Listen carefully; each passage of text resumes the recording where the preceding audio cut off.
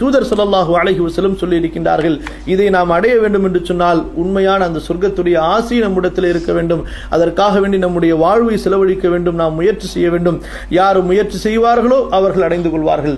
ரசூலுல்லாஹி ஸல்லல்லாஹு அலைஹி வஸல்லம் அவர்கள் சொல்கின்றார்கள், சொர்க்கத்தை அல்லாஹ் படைத்த போது ஜிப்ரீல் அலைஹிஸ்ஸலாம் அவர்களுக்கு கட்டளையிட்டான், ஜிப்ரீல் போய் சொர்க்கத்தை பார்த்துட்டு வாங்க. இப்போ ஜிப்ரீல் அலைஹிஸ்ஸலாத்து வஸ்ஸலாம் போய் பார்த்துட்டு வராங்க.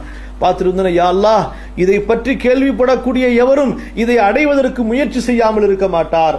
அப்ப ரசூலுல்லாஹி ஸல்லல்லாஹு அலைஹி வஸல்லம் அடுத்து சொல்றாங்க, ஜிப்ரீல் அலைஹிஸ்ஸலாம் அவர்களுக்கு அல்லாஹ் கட்டளையிட்டான், மீண்டும் போய் ஒரு தடவை பார்த்துட்டு வாங்கன்னு சொல்லிட்டு. அப்ப அதுக்கு அல்லாஹ் சுப்ஹானஹு வ தஆலா சொர்க்கத்தை கஷ்டமான அமல்களை கொண்டு, மனதிற்கு விருப்பமற்ற செயல்களை கொண்டு அல்லாஹ் சூழ வைத்து விட்டான்.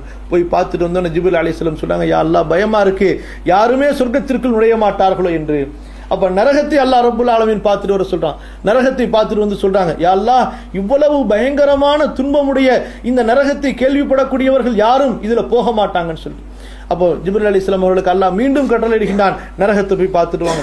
நரகம் மன இச்சைகளை கொண்டு, நப்சிற்கு விருப்பமான காரியங்களை கொண்டு, அசிங்கமான அனாச்சாரங்களை கொண்டு அப்படியே அலங்கரிக்கப்படுகிறது, சுற்றப்படுகிறது. இப்போ போய் பார்த்துட்டு வராங்க. ஜிப்ரீல் அலைஹிஸ்ஸலாம் பார்த்துட்டு சொல்றாங்க, யா அல்லாஹ், பயப்படுகிறேன் மக்கள் எல்லாம் இதில் சிக்கிக் கொள்வார்களோ என்று. இந்த ஹதீஸ் நமக்கு என்ன சொல்கின்றது?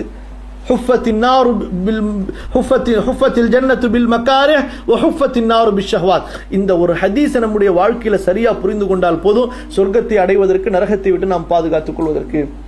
சொர்க்கம் மனதிற்கு விருப்பமற்ற கஷ்டமான அமல்களை கொண்டு அலங்கரிக்கப்பட்டிருக்கிறது, நரகம் மன இச்சைகளை கொண்டு சூழப்பட்டிருக்கிறது.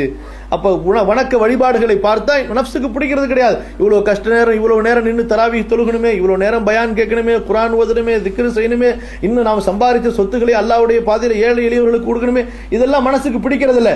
ஆனால் இந்த விருப்பமற்ற காரியங்களை எல்லாம் அல்லாஹ்விற்காக வேண்டி விருப்புடன் செய்யும் பொழுது சொர்க்கத்தை அடைந்து கொள்ளலாம். நஃப்ஸுக்கு விருப்பமாக இருக்கிறதே என்ற ஆசையில பாவங்களை செய்யும் பொழுது அல்லாஹ் பாதுகாக்க வேண்டும், மனிதன் நரகத்திலே விழுந்து விடுகின்றான். அல்லாஹ் சுப்ஹானஹு வ தஆலா உங்களுக்கும் எனக்கும் இந்த சொர்க்க வாழ்க்கையை நசீபாக்குவானாக. வ ஆகிரு தஅவானா அல்ஹம்துலில்லாஹி ரப்பில் ஆலமீன். வஸ்ஸலாமு அலைக்கும் வரஹ்மத்துல்லாஹி வ பரகாத்துஹு.